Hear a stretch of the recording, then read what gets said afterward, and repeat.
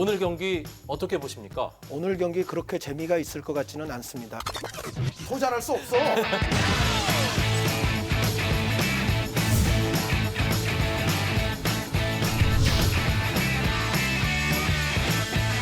two, three, take my hand and come with me because you look so fine that I really want to make you mine.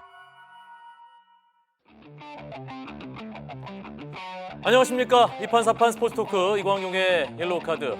대한민국 최고의 야구 기자 두 분, 이재국, 이용균, 리쌍과 함께하는 야구 이야기 오랜만에 돌아왔습니다. 반갑습니다. 네, 예, 안녕하세요. 3주 지났는데 그 사이에 2015 KBO 리그 절반 훌쩍 넘어서 네, 이제 몇 경기 안 남았어요. 네. 이게 언제 가나 144경기 언제 가나 굉장히 걱정을 많이 했었는데 금방 반지 나왔어요. 그 재국이 형은 이제 줄어가는 이 시즌을 두고 아이고 아까워라.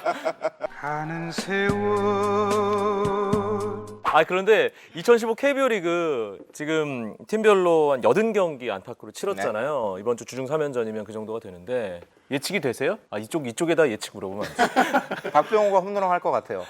그건 나도 알겠다. 아니 정말 예측이 거의 안 되는데 사실 저는 KT가 꼴찌가 확실하다라는 그 예측도 이제 불확실해진 것 같은 그런 느낌이 들어요.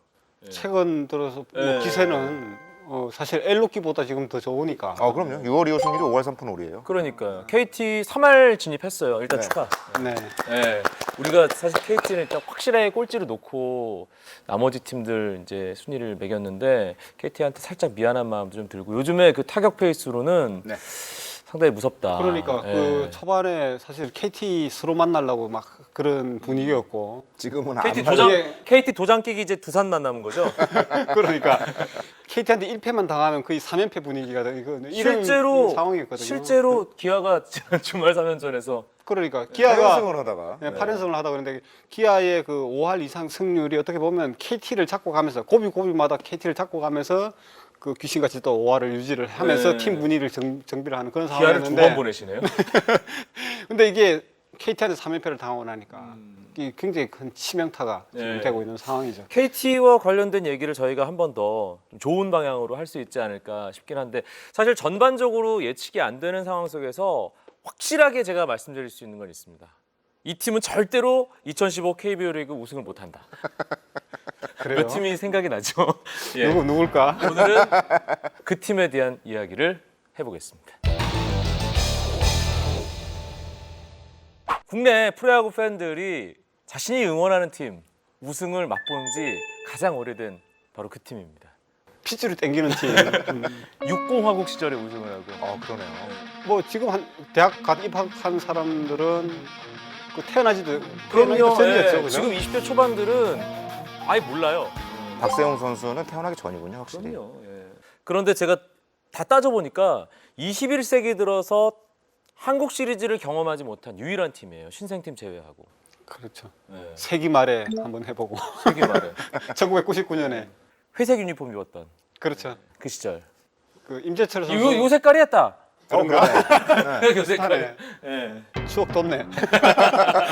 예. 그 임재철 선수가 뭐 올해 다시 돌아왔지만 그 선수가 신인 선수였을 때, 그렇죠. 그 선수가 지금 40살이 됐으니까. 99년 입단이니까. 지금 롯데 선수 중에 네. 유일하게 롯데 한국 시리즈를 경험해 본 선수겠네요. 정말 그렇죠. 유일하게. 네, 선수로서는 지금 근데 사실 롯데가 지난해 역사상 최고의 그 난리를 한번 겪었잖아요. 예. 그러고 나서 올해는 좀 괜찮겠지. 팬들이 그렇게 롯데에 대해서 뭔가 비판도 하고 애정이 담긴 그 비판이니까요. 비판도 하고 좀 잘했으면 좋겠다라는 그런 여러 가지 그 행동들을 표출을 했는데 2015 KBO 리그 이제 반 좀 넘게 지났는데 또 좀 답이 안 나오는 그런 상황이 이어지고 있거든요. 사실 시즌 초반에는 기대감이 컸어요. 그런 점들을 고려했을 때 린드블럼과 레일리라는 두 명의 선발 투수가 충분히 둘이 합해서 25승 이상을 해줄 수 있을 것이라는 기대를 모았고 이 아두치 선수도 시즌 초반 활약이 굉장히 뛰어났잖아요. 이게 정말 롯데가 외국인 선수 3명이 다 터졌다라는 평가를 받을 정도로 이들 3명의 힘만으로도 어느 정도 이상의 성적을 거둘 수 있겠다고 예상을 했는데 그 아귀가 잘 맞아떨어지지 않았어요. 물론 아두치 선수가 약간 부상도 있긴 했었지만 린드블럼과 레일리의 원투펀치를 제대로 살리지 못하는 경기 운영들이 겹쳤고 이 두 선수의 호투를 받쳐주지 못하는 타선의 활약 등이 이어지면서 결국은 롯데의 성적이 5월 중순을 기점으로 다시 떨어지기 시작을 했습니다. 그런데 이용균 기자 뭐 말씀하신 그 외국인 선수 3명 그 선수들 없었으면 더 난리 나는 거였어요. 아닌가요? 그럴 수 있죠. 뭐 그러니까 외국인 선수의 역할이 없는 상태에서 성적을 고려를 하자면 실제로 지금 갖고 있는 승수에서 상당 부분이 또 빠져나가야 네. 되는 거고 가뜩이나 불안한 불펜이 그러니까 그 두 선수가 불펜이 약하니까 길게 던진 경우가 굉장히 많았잖아요. 그런 점들을 고려하면 팀 사정이 더욱더 심각해질 수 있겠다라는 결론이 나오죠.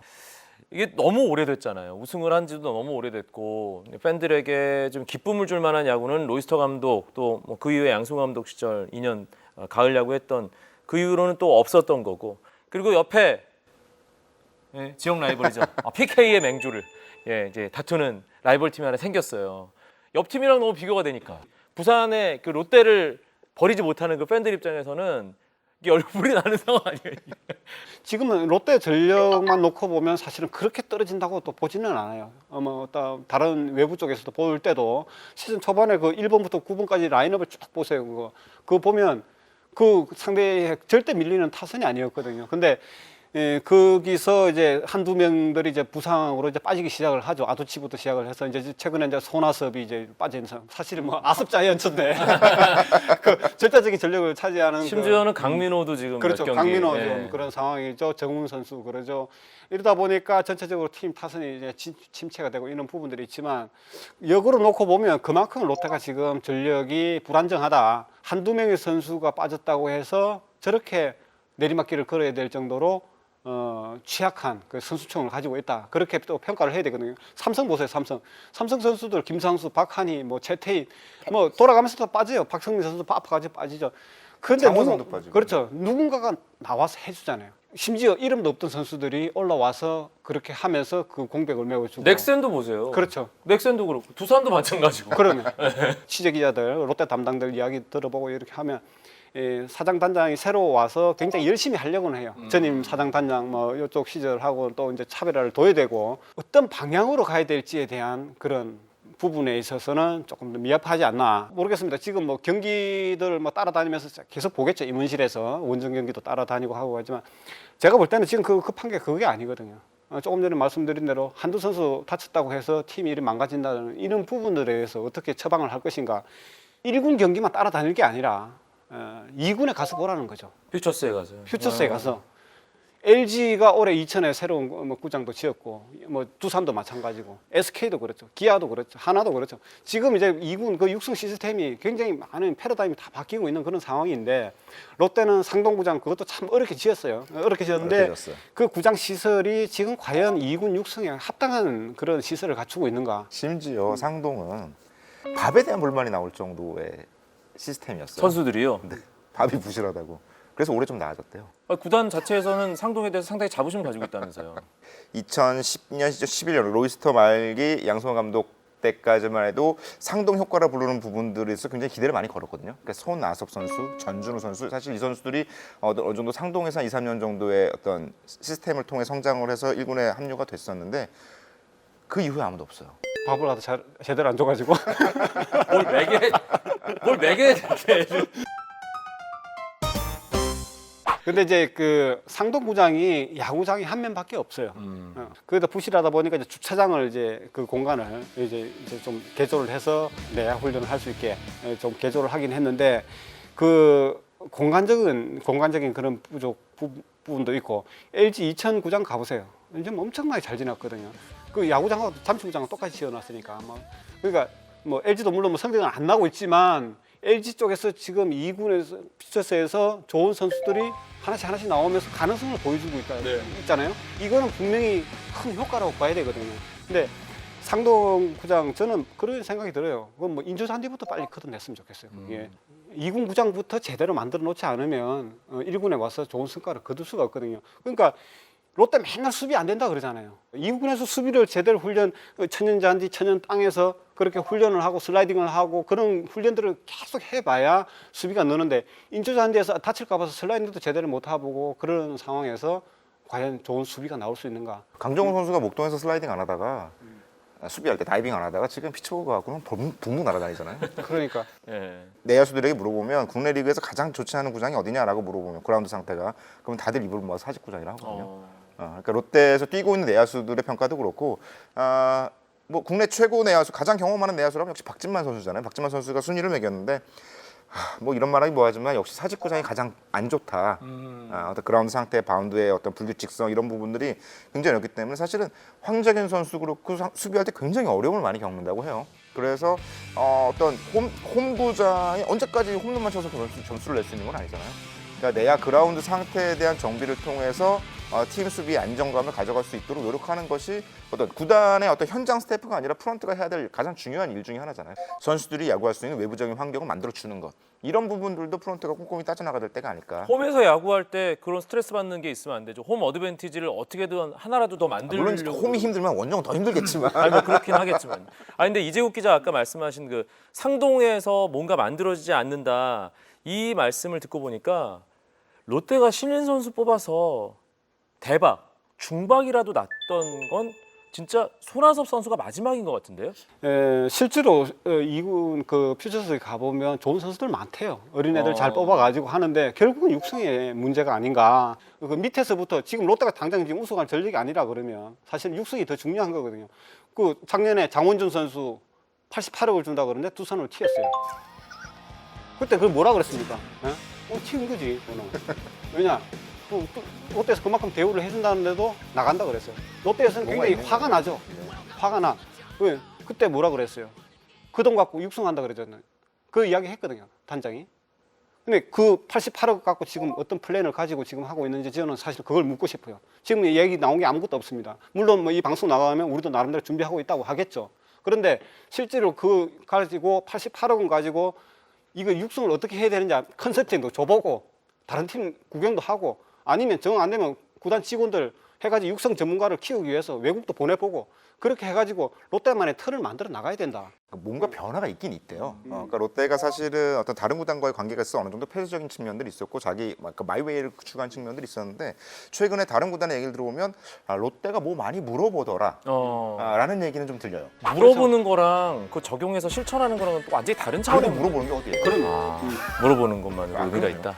예. 이건 어떻게 하냐? 이건 어떻게 하냐? 이건 어떤 이거 어떤 구단의 정보가 누가 물어보는지도 중요한 거 아닌가요? 꽤 고위층이. 네네. 제가 걱정스러운 부분 중에 하나는 지금 롯데 문제 중에 하나가 이렇게 또 부상 선수에 대한 관리. 근데 부상 선수의 관리의 문제가 아니라 그러니까 얼마나 덜 다치고 이 선수를 얼마나 빨리 정확하게 제대로 치료하느냐의 문제가 아니라 이 부상 선수의 어떤 선수 상태에 대한 커뮤니케이션의 미스가 일어나고 있다는 부분도 굉장히 심각한. 대표적으로는 뭐 그런 김민하 것 같아요. 선수 뭐 상태에 대한 손아섭 것도 있고, 선수도 약간 무리하게 끌어올리다가 문제가 될 뻔했던 적도 있었고요. 그러니까 그런 과정들에서 그러니까 프런트와 현장 사이에 괴리가 느껴지는 측면들이 어떤 게 있냐면 사실은 지난 시즌에 문제가 됐던 건 지나친 개입 때문이었잖아요. 개입이 아니라 감시였죠. 네. 말도 안 지나친 돼요. 감시 때문에 문제가 되다 보니까 새로 구성된 프런트 고위층의 어떤 트라우마라고 해야 될까요? 현장은 건드리면 안 된다라는 의식이 너무 강한 것 같아요. 지나친 불개입, 지나친 불간섭. 현장은 현장에게 맡겨놓고 우리는 떨어져 있는다라는 생각이 너무 강하기 때문에 정작 해야 할 일을 하지 못하면서 커뮤니케이션 미스가 생기고 이런 거죠. 그러니까 이걸 물어보는 건 혹시 개입하는 거 간섭하는 게 아닐까 싶으니까 정보가 차단되고 그러니까 이쪽이 뭘 필요로 하는지 모르니까 움직이기가 어렵고 이런 악순환들이 지금 계속 벌어지고 있는 게 아닐까. 결국 방향 설정이거든요. 방향 설정. 그 방향을 누가 설정하는? 구단의 고위층과 프런트가 설정을 해줘야 되는 거 아닌가요? 그렇죠. 네. 롯데는 어떻게 간다. 그러니까 롯데가 지금까지 그 원년부터 해서 사실 롯데 이미지라 그러면 투자를 안 하는 구단. 그럼 앞으로 투자를 할 것인가? 1군에 대한 적극적인 투자를 하고 다른 누가 봐도 정말 투자 적극적으로 하는 구단으로 갈 것인가? 갈 것 같아요? 그러게 쉽지 않죠. 지금까지 그렇게 왔는데. 30몇 년을 그렇게 그러니까 왔는데. 그러면 어떻게 갈 것인가? 네. 육성으로 갈 것인가? 작년에 장원준 선수 내보내면서 그 이야기했던 그 부분이 방향이잖아요. 앞으로 우리는 그러면 육성으로 가겠다. 그러면 육성에는 다른 구단 모든 구단들이 부러워할 만큼 투자가 이루어져야죠. 아니면 정말 FA 선수들 다른 구단 못지않게 우리 또 투자해가지고 데리고 오겠다. 그리고 뭐 최근 얼마 전에 나와가지고 뭐 메리트 뭐 일도 벌어지고 했지만 그 몇 푼 갖고 싸우는 거거든요. 그러면 조삼모사. 그렇죠. 껌 3통 줄까 4통 줄까 그거 아니에요? 어차피 거기서 거기에요. 거기서 그 쭉 안 주고를 떠나서 다른 구단보다 미치지 못해요. 선수들이 다 알거든요. 그러면 그 부분에 있어도 우리가 진짜 다른 구단보다 많이 줄 수 있다라고 아예 해가지고 가든지 아니면 그게 아니면 정확하게 또 만들어 가지고 가든지 그런 부분들이 방향 설정이 더 중요한 게 아닌가. 지금 당장 올해 물론 성적도 중요하고 하겠지만 신임 사장 단장 오고 감독 바뀌고 다 코치들도 다 바뀌고 지금 이런 상황에서 롯데가 과연 갈 방향이 어딘가에 대해서 그걸 갖다 중심을 잡고 가야 되냐. 그래서 지금 트레이드도 할 때도 그 박세웅 선수하고 안중열 선수 뭐 해가지고 데리고 왔잖아요. 젊은 선수들. 그 선수들 결국 육성해가지고 앞으로 미래를 보겠다라는 이런 생각이었기 때문에. 컨셉 자체는 괜찮은 그렇죠. 것 같은데요. 예. 그러면 그런 방향으로 갈 수 있도록 모든 정책들이 그렇게 만들어지고 가야 되지 않나. 근데 사실 그래서 이 옆 구단이라고 그러잖아요. 그 마산에 있는 NC랑 많은 측면에서 비교가 돼요. 특히 육성적인 차원에서 NC의 색깔이라는 게 굉장히 뚜렷하잖아요. 그러니까 그 사실 창단 팀의 가장 큰 문제점은 선수층의 폭이 넓지 않다는 측면이고 이 부분들을 어떻게 극복하는데 굉장히 시간이 오래 걸릴 것이라고 예상을 했는데 이분은 굉장히 단축이 됐어요. 그러니까 그 과정들을 살펴보면 NC와 롯데, 그러니까 NC의 2군 육성 시스템이 어떻게 되는지를 살펴보면 롯데의 답이 보일 수도 있지 않을까라는 생각이 듭니다. 그러니까 NC의 가장 큰 특징 중에 하나는 퓨처스의 메이저리그의 팜 디렉터에 해당하는 육성 총괄.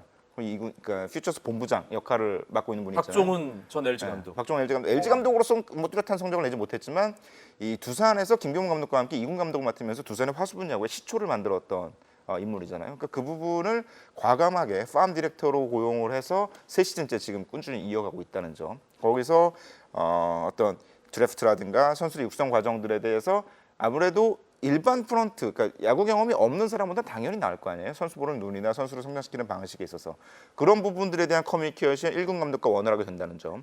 팜 디렉터의 역할이 있고 그 2군 감독과 덩달아서 2군 한민영 감독이 있고 거기다가 이제 팜 디렉터로서의 3군 총괄까지 이렇게 공통적으로 정보를 수집을 해서 어떤 구단의 고위 프런트와 커뮤니케이션 할 수 있는 장치, 연결고리가 있다는 점이 NC의 가장 큰 장점. 그러니까 선수의 흐름이 원활하겠네요. 그러면. 이때까지 어떤 포지션, 어떤 선수, 특히 뭐 왼손이건 오른손이건 이런 선수가 만들어지면 좋겠다라는 메시지를 퓨처스에 전달을 해요. 그러니까 이 부분이 가능해진 이유가 사실은 올 시즌 초에 과감하게 선택했던 대규모 스프링 캠프였거든요. 그러니까 일본을 가지 않고 미국 애리조나와 LA를 거치면서 스프링 캠프를 꾸렸는데 스프링 캠프 선수 숫자만 60명이었습니다. 그래서 사실 1, 2군 선수가 다 있었다고 보면 돼요. 그러니까 김경문 감독이 어쨌든 60명의 선수들의 플레이를 보면서 1군에 없던 선수들이라도 이 2군 선수들에 대한 이미지가 머릿속에 남아있어요. 이 선수는 이게 잘 되는 선수, 이 선수는 이렇게 하는 선수, 이런 이미지가 남아있기 때문에 사실은 감독이, 뭐 김성근 감독은 가능합니다. 2군 경기 막 진짜 다 보고 뭐 이렇게 하니까. 근데 그게 물리적으로 어려운 상황이라면 김경문 감독이 그 이미지를 갖고 있는 것만으로도 보고서를 읽는 방식이 달라지거든요. 결정적인 요소가 하나 더 있는데요.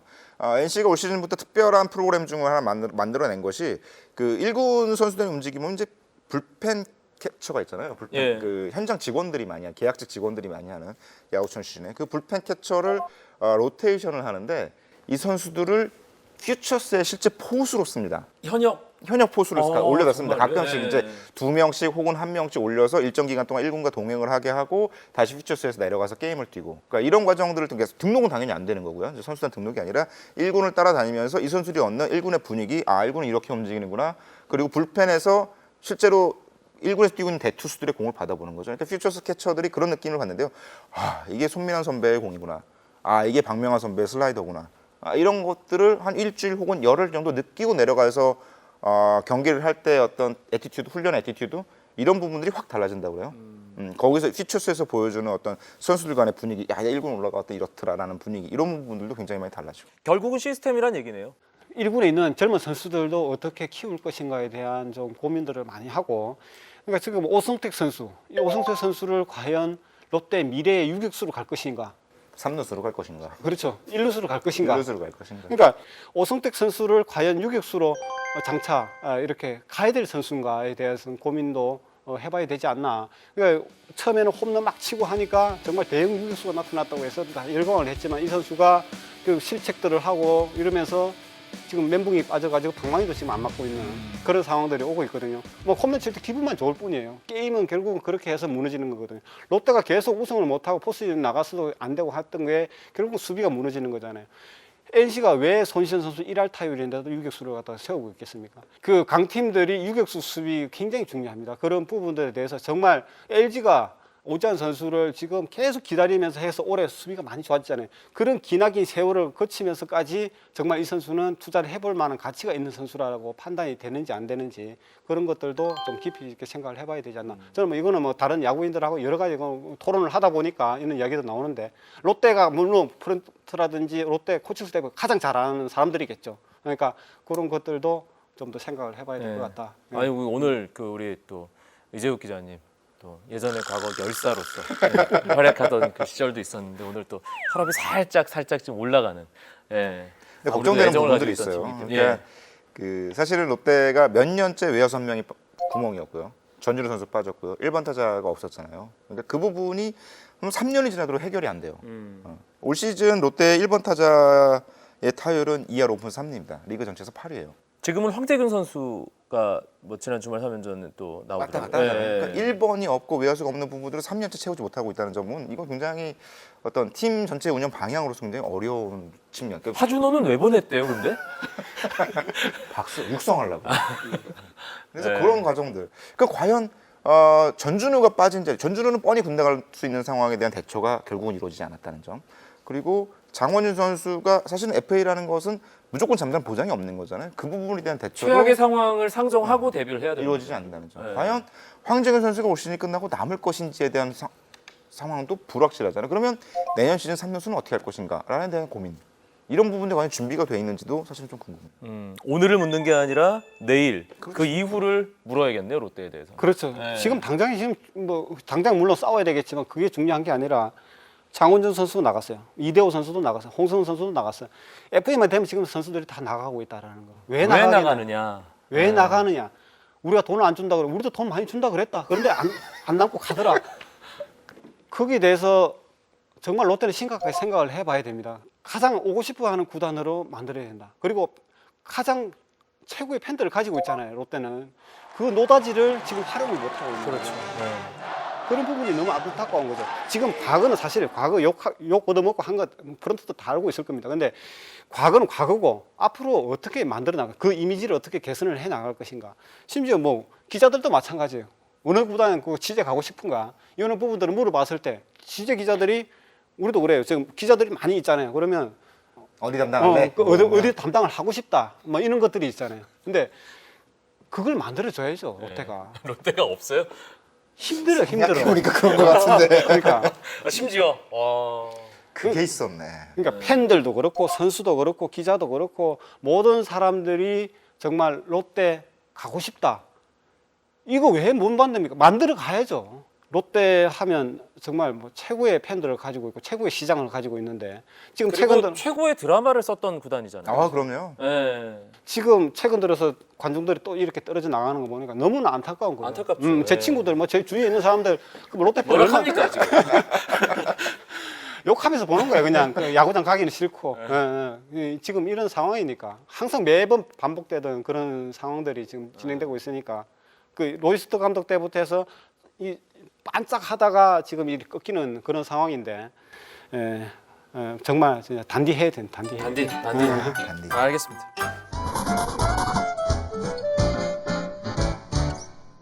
저희가 뭐 어떻게 하라고 구체적으로 방향성을 뭐 제시해드릴 수는 없는 노릇입니다. 왜냐하면 현장에 계신 분들이 최고의 전문가이기 때문에. 하지만 지금 방향이 잘못됐다는 어떤 훈수는 주변에서 많이 들으실 거라고 생각을 하고요. 오늘이 아니라 내일 그 이후에 어떤 식으로 롯데자이언츠 구단을 만들어갈지에 대해서 좀 더 깊은 고민을 하셨으면 하는 바람에서 오늘 시간 꾸며봤습니다. 한 줄로 요약하죠. 선수가 야구장에 나오면 아 내가 정말 이 구단 모든 사람들로부터 존중을 받고 있구나라고 느낄 수 있어야 그 팀에서 최고의 퍼포먼스가 나올 수 있다고 생각을 얘기를 하거든요. 실제로 NC는 모든 구단 직원들이 선수들에게 반말을 하지 않습니다. 아무리 나이가 어려도 존댓말을 써요. 항상 누구누구 선수 어떠했습니까라고. 그런 부분들을 고려한다면 롯데도 지금 아까 이재욱 기자가 말씀하신 대로 선수들이 근데 롯데 선수라서 굉장히 뿌듯하다라는 마음을 갖도록 해주는 게 최우선이 아닐까 싶어요. 저도 롯데의 프라이드를 가져라 그렇게 말씀을 드리고 싶고요. 프런트든 선수들이든 정말 롯데라는 유니폼을 입었을 때 그 최고의 팬들이 등 뒤에 기다리고 있다는 그런 생각을 가지고 과거의 실책들 누구나 다 실책을 할 수 있습니다. 그런데 그 실책이 중요한 게 아니라 앞으로 어떻게 나가야 될 방향을 좋은 방향으로 가져갈 것인가에 대한 그 모든 구성원들이 좀 고민을 해봐야 된다. 그런 말씀을 드리고 싶습니다. 네. 82년 창단한 팀 중에서 이름 안 바뀐 딱 두 팀 중에 하나잖아요. 그렇죠. 삼성과 롯데. 예. 프라이드. 오늘 좋은 댓글 남겨주신 분들 가운데 저희가 세 분을 선정하겠습니다. 한 분께는 김감독닷컴 제공 글러브 드리겠고요. 두 분께는 빅라인 제공 공인구에 이러고 롯데 선수 사인볼을 저희가 롯데 구단에 요청을 하면 줄까요? 그래도 될 것 같아요. 네. 프라이드를 가진. 뭐 기자들이 가장 가고 싶은 여기서 우리가 롯데 태도를 한번 롯데 태도 롯데 선수 여러분들 애정을 담아서 정말 이 선수 사인볼 한번 받고 싶다 하는 선수 2명 저희가 사인 받아다 드리도록 하겠습니다. 리쌍 오늘 또 아주 야구 이야기 재미있게 꾸며주셨는데요. 고맙습니다. 보내드릴게요. 네.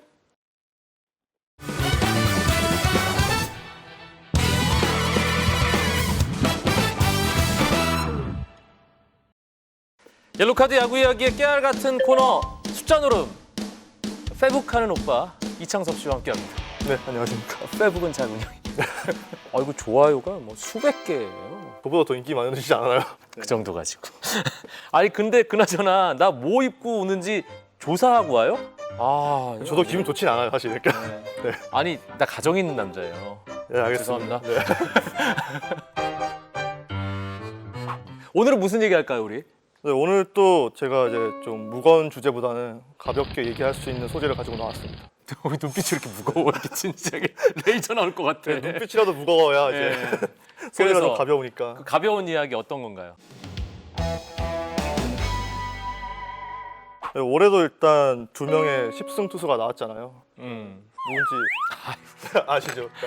아니 나 야구 이야기하는 남자 옐로카드에서 혹시나 해서 여쭤봤습니다. 삼성의 피가로, 두산의 유이관 네, 잘 10승을 먼저 달성한 순서대로. 네, 잘 아시네요. 역시. 그러니까 11승을 이제 동반 달성하면서 네. 이제 20승에 대한 기대가 커졌잖아요. 그러니까 역대 20승 투수가 나온 이제 시즌하고 다 조사해봤는데 동반 20승이 나온 시즌을 먼저 제가 몇 번이나 될까요, 진짜? 최근에는 없었잖아요. 네, 없었죠. 그러니까 2번밖에 안 되더라고요. 장명부와 이상윤이 나운 83년 시즌. 네. 그때와 이제 네, 몇 년인지 맞춰볼게 내가. 김시진과 김일중, 최동원 선수가 나온 84년? 네, 85년입니다. 네. 이런 걸 한 끗 차라고 네. 하죠. 그렇죠. 2년 연속 이제 리그에서 20승 투수가 나온 것도 이제 1989년과 90년 이후에 없더라고요. 89년과 90년. 그건 누군지 봐야 알겠네요. 네, 손동현 선수입니다. 네. 둘 다. 네. 예. 그러니까 그 정도로 20승이라는 이 기록이 상징적인 의미가 있잖아요. 네. 지난해 베네켄 선수가 20승을 달성했을 때 그렇죠. 그때 베네켄 선수가 기록했던 평균 자책점이 가장 높더라고요. 20승 KBO 리그 통산 네. 그 달성한 투수 가운데 네. 평균 자책점이 가장 높다고요? 그 이전에 15명의 이제 투수가 있었는데 3점대 투수는 딱 한 명 있었습니다. 1987년에 김시진 선수가 3.12로 이제 베네켄 선수 이전에 가장 높았던 선수였죠. 뭔가 좀 아픔과 시련의 아이콘. 그렇죠. 예. 그 메이저리그에서도 제가 찾아봤었어요. 그러니까 타고 투자 시대가 1930년 시대인데 그때는 그 5점대 평균 자책점 투수가 20승을 달성했던 적이 2번 있더라고요. 아 그래요? 네. 베이브루스가 방망이 치던 그 시절. 그렇죠. 루게릭도 있었고 뭐 유명한 선수가 다 많았는데 이제 한국에는 아직까지 그 정도로 운이 따랐던 선수가 없더라고요. 예. 평균 자책점이 높은데도 20승을 한 것은 그만큼 운이 따라줬다는 걸로 그걸로 보는 거군요. 그렇죠. 예. 타선에 득점 지원이 있었기 때문에 그래도 승리를 거둘 수 있었을 거니까요. 그렇게 예상을 하는 거죠. 그래서 이제 제가 또 한 단계 나아가서 진짜 수작업을 했습니다. 또. 이 수작업이 먹혀요. 이게 팬들이 이 이창섭의 수작업에 대해서 뭐 얼마나 좋아하시는지 모르겠는데 계속 이제 진행자분이 계속 압박을 주니까 제가 할 수밖에 없는데 무슨 수작업을 한 거예요? 그래서 되게 대단한 건 아니고요. 그러니까 제가 기준을 좀 하향 조정해서 15승 투수를 거둔 선수들 가운데 이제 4점대 평균 자책점을 기록한 투수를 찾아봤어요. 20승 투수 중엔 4점대가 한 번도 없었기 네, 때문에 없었기 때문에 예. 제가 15승을 찾아봤는데 정말 적당하게 나오더라고요. 7명이 나왔습니다. 아하.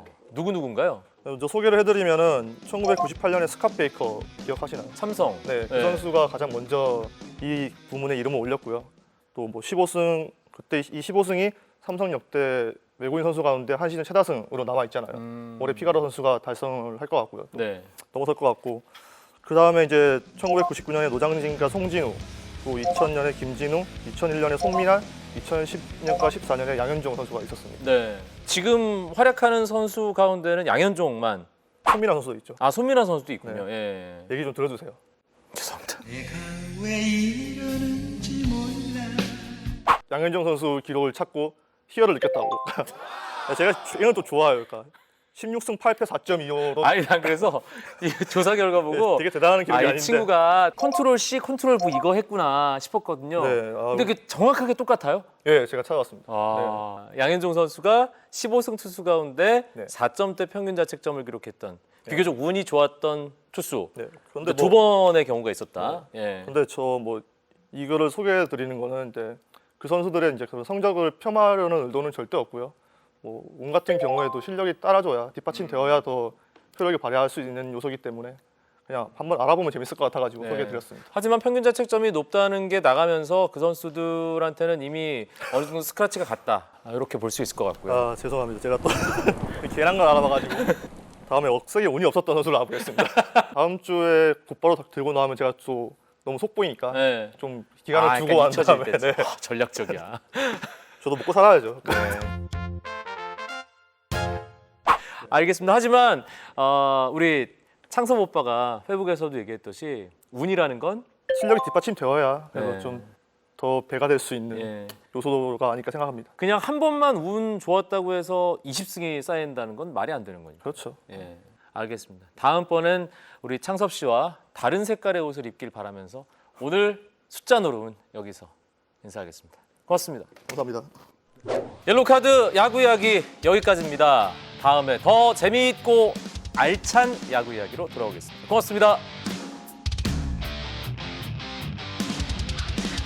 아, 그건 2000년이군. 다시 할게요. 예. 뭐 다시 가게 살리지. MC의 위신이 있지. 예? 아무리 내가 보기엔 살린다 이거. 아무리 축구 캐스터죠. 롯데가 그 밥이 좀 부실하긴 했어요. 그 뭐 다른 가서 드셔보셨어요? 아니 뭐 제가 뭐 거기까지 굳이 뭐 먹을 필요까지는 없고. 아, 맛있는 것만 드신다는 얘기였어. 롯데가 한때 통큰 치킨 이런 거 했었잖아요. 프라이드. 요거 한번 가져가요. 갑자기 그 생각이. 예. 연기를 되게 잘하시네요. 아니 뭘 연기를 잘해. 여기 다 나와 있는데. 아니 더 턱꽉 할게. 아, 네. 네, 이런 거 되게 좋아하는데 왜 좋아해요, 근데 그런 거? 조금 약간 좀 사이코적인 게 있어가지고 이런 거 되게 좋아해요. 그러니까. 저 기사 쓸 때도 되게 좋아해요. 이런 거. 이번에도 편집은 피해가는 거죠. 감사합니다. 이게 항상 이렇게 검사받아야 되는 거예요? 마지막에? 일단은 초기니까 우리 약간 긴장하는 듯한 모습을 우리 피디님한테 보여줘야 돼요. 그렇군요. 다 형이 가르쳐주는 사회생활의 노하우. 네, 감사합니다. 알겠습니다.